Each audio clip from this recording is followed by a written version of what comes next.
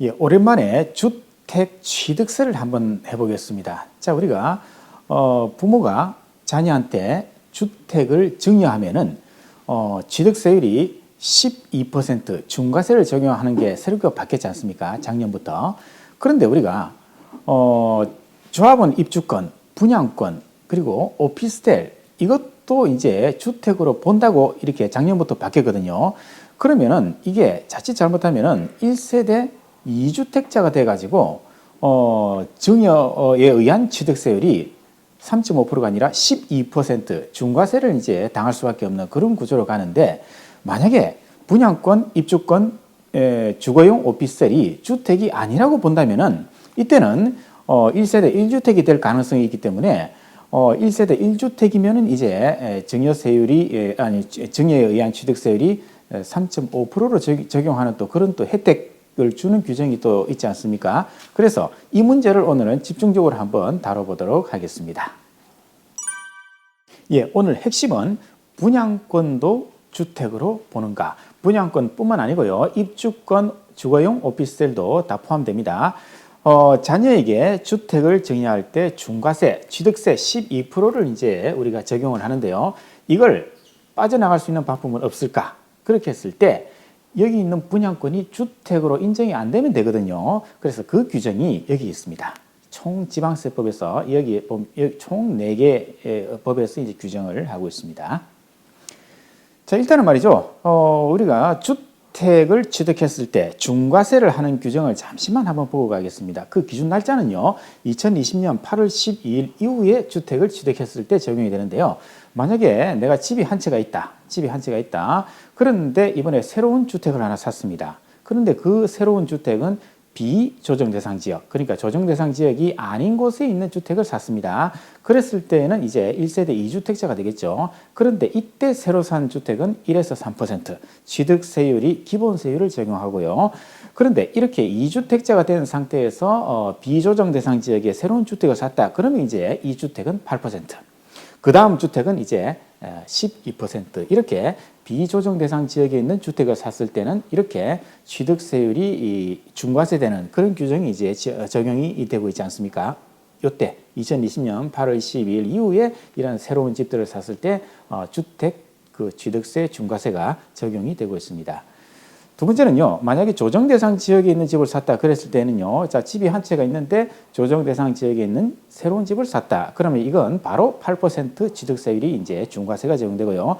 2주택자인데 새로운 주택을 샀는데 그게 조정 대상 지역이다. 그러면 또 12%. 이때부터는 계속 전부 다 12% 중과세를 적용한다. 이런 규칙이 이제 새롭게 적용이 되고 있지 않습니까? 자, 그런데 이제 증여를 했을 때는 어떻게 되는가 이거죠. 자, 증여를 했을 때는 12% 중과세를 적용하겠다 이렇게 되어 있는데요. 그 몇 가지 요건이 있다 그랬죠. 자, 반드시 조정 대상 지역 내에 있는 주택을 증여를 해야 되고요. 그 주택의 공시가격, 그러니까 기준시가죠, 3억 이상이어야 한다. 그런데 이 3억은요, 증여할 때 증여 시점에서 3억이 아니고요, 취득 당시에 공시가격이 3억 이상인 주택일 것 이렇게 되어 있습니다.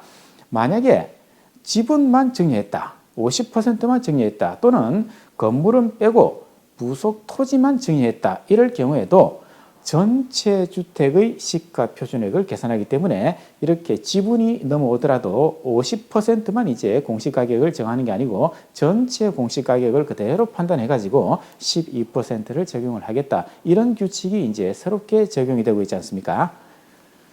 자, 그런데 우리가 중과세를 배제하는 또 그런 규정이 또 새로 생겼다 그랬죠. 그래서 원래는 이제 증여를 해서 내가 취득을 했다 그러면은 12%인데 이걸 특별히 일반적인 세율 3.5%입니다. 일반적으로 이제 증여를 해가지고 취득하면은 3.5% 취득세율인데요. 이 3.5%로 적용을 해주겠다 이런 혜택을 주는 조항이 있죠. 그거는요, 자, 1세대 1주택입니다. 반드시 집이 한 채 있는 상태에서 이 한 채 있는 집을 갖다가 배우자한테 증여를 한다, 또는 직계조 속 아버지 어머니한테 증여를 한다, 또는 직계비 속 아들 딸한테 증여를 한다. 이런 경우에는 12%가 아니라 3.5%를 적용을 한다고 되어 있습니다. 그런데 만약에 이 집을 받는 사람이죠. 이걸 법에서는 이제 수증자라고 부르는데요. 이 수증자가 집이 몇 채를 가지고 있느냐 이건 상관이 없다 그랬습니다. 그래서 만약 아들이 집이 10채가 있다. 10채가 있는데 부모로부터 이번에 한 채를 증여를 받았다. 그래도 3.5%를 적용을 한다 그랬죠. 그래서 1세대 1주택이냐 아니냐 이게 굉장히 중요해졌습니다. 1세대 1주택자가 이런 사람들한테 증여를 할 때는 그게 설령 조정 대상 지역에 있다. 또는 공시가격이 3억을 넘어간다. 그래도 그거하고 관계없이 이때는 3.5%를 이제 취득세율을 주겠다. 이런 또 규정이 있지 않습니까? 자, 그래서 문제는 일반 주택은 그렇다 치더라도 분양권, 조합원 입주권, 오피스텔. 여기서 말하는 오피스텔은요, 주거용 오피스텔입니다. 즉, 재산세가 부과될 때 주거용으로 해서 주택으로 해가지고 재산세가 부과될 때 그때 이제 오피스텔을 말합니다. 그래서 이 세 가지도 2020년 8월 12일 이후에 취득을 하면은 이것도 주택으로 들어온다고 되어 있지 않습니까? 그렇죠. 작년부터 법이 바뀌었죠. 그럼 이걸 가지고 있는 사람은 이제 바로 1세대 2주택이 될 가능성이 있거든요. 자, 그런데 자, 눌러주시죠. 자, 그렇죠. 이게 지금 주택수에 포함이 되기 때문에 여러 가지 문제가 발생하고 있지 않습니까? 그래서 그 내용을 조금 더 보도록 하겠습니다. 자, 1세대 1주택자가 분양권이 하나 더 있습니다. 그럼 이게 분양권은 2020년 8월 12일 이후에 취득을 했기 때문에 이것도 주택으로 들어온다고 돼 있죠. 그럼 이것도 1주택이고 그리고 자기가 살고 있는 집이 하나 있다. 그게 또 1주택이죠. 그럼 1세대 2주택자가 되니까 이걸 갖다가 자식한테 증여를 하면은 이거는 1세대 1주택이 아니기 때문에 자, 취득세 12%를 내야 되지 않습니까? 12%. 그런데 분양권이 이게 진짜로 이게 주택으로 보느냐 아니냐 이게 조금 애매한 규정이 있었습니다. 그래서 그 문제에 대해서 한번 지금부터 보겠습니다. 자, 결론은요. 법을 자세히 보면은 답이 있다. 즉, 입주권, 분양권, 오피스텔을 주택으로 넣을 것인가 말 것인가 이게 이 법안에 희한하게도 녹아들어 있습니다. 그런데 대부분 이걸 놓치는 경우가 있는데요. 법을 자세히 한번 지금부터 한번 보겠습니다. 자, 일단은요. 지방세법이 나옵니다. 지방세법 13조의 2에 보면요. 1항 1호, 1항 2호 이 두 개의 규정에서 이제 규정을 하는 게 자, 집이 한 채 있는데 집을 새로 샀다. 그래서 2주택자가 되었다. 그러면은 8% 취득세. 그 다음에 집이 두 채가 있는데 한 채를 더 샀다. 즉 3주택자가 되었다. 그러면은 12% 이렇게 중과세를 하겠다는 규정이 여기에 들어 있습니다. 그죠? 그래서 이 경우는 새로운 집을 갖다가 유상으로 취득했을 때, 즉 돈을 주고 샀을 때의 이 규정을 적용하겠다 이렇게 돼 있거든요. 집이 한 채 있는데 내가 새로운 집을 유상으로 돈을 주고 새로 샀을 때 이 주택이 여기에 해당하면은 8% 12% 중과세를 적용하겠다. 이런 규정이 바로 지방세법 13조 2 1항 1호 2호에서 규정을 하고 있습니다. 자, 그러면 조금 확장을 해볼게요. 지방세법 13조 2에 방금 말씀드린 1항 1호, 1항 2호는 이제 이렇게 다주택자 중과세 그런 취득세 중과세 규정인데요. 그 밑에 보면요. 13조 2 2항에 보면요. 증여에 대해서 12%를 하겠다. 이 규정이 여기에 들어있습니다. 여기 들어있습니다. 그런데 지방세법 밑에 보면 이제 시행령이 있지 않습니까? 즉 지방세법의 하위 법안이라고 하위법 이렇게 부르는데요. 자, 지방세법 시행령 28조의 4를 보면은 어떻게 이제 규정이 있는가 하면요. 자, 지방세법 13조 2 1항 1호, 1항 2호 여기에서 이제 주택을 규정할 때, 그죠? 주택을 규정할 때는 조합원 입주권, 분양권, 주거용 오피스텔, 즉 2020년 8월 12일 이후에 취득한 이 세 가지는 주택에 포함시켜서 1세대 몇 주택을 판단하라 이렇게 됐습니다.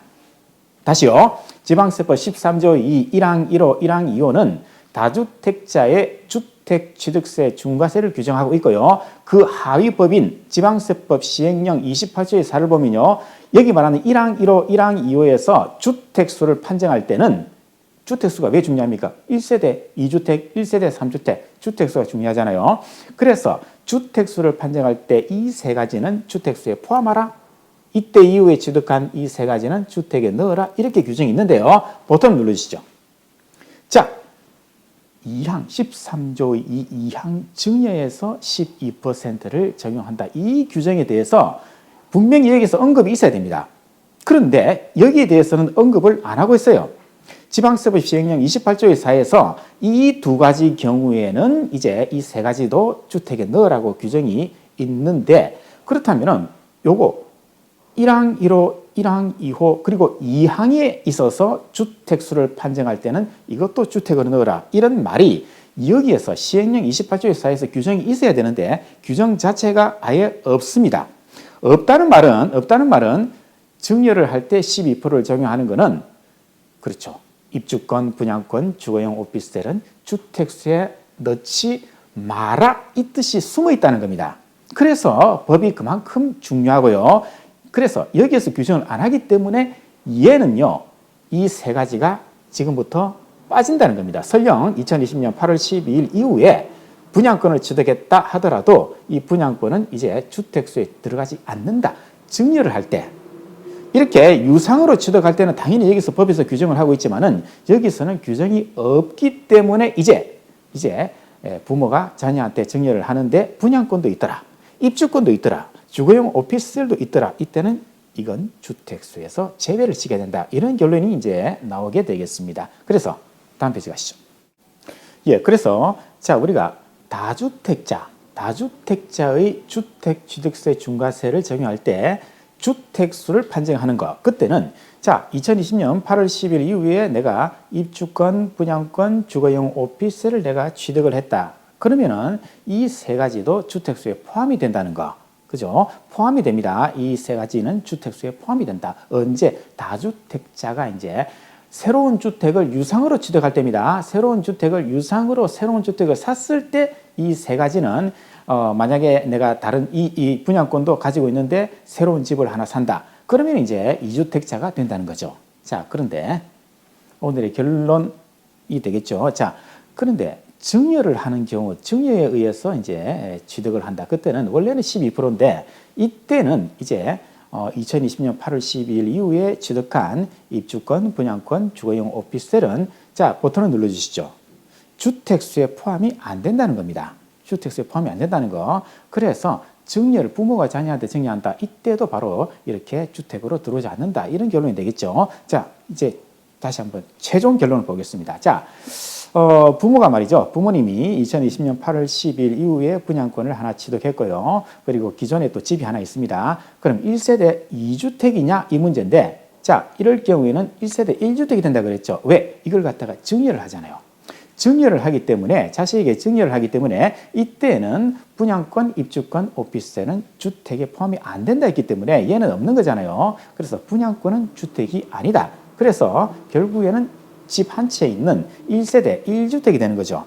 1세대 1주택이 되기 때문에 이때는 자, 버튼을 눌러주시면요. 그렇죠. 이게 아니라 3.5% 일반적인 세율 3.5%를 적용한다. 이렇게 이제 결론이 나겠습니다.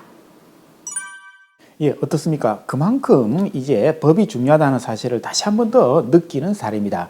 그래서 법 조문을 만들 때 이걸 의도적으로 이렇게 뺐는지 아니면 실수로 이걸 갖다가 이제 안 넣었는지, 만약 법을 만들 때 증여를 할 때도 입주권, 분양권, 오피스텔은 주택으로 넣겠다 이렇게 작정하고 법을 만들었으면은 아마도 같이 규정을 했겠죠. 그런데 이게 빠져 있다는 거는 그 이유를 모르겠어요.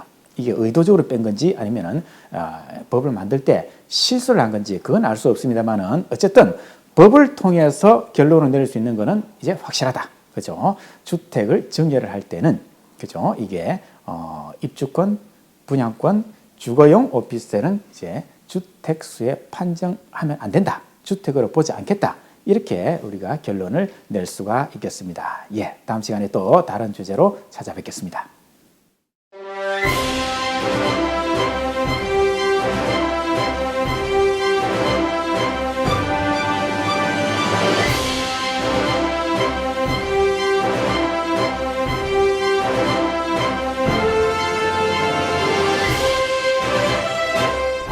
쉽게, 쉬운 건 더 쉽게. Easy to understand. Easy to understand.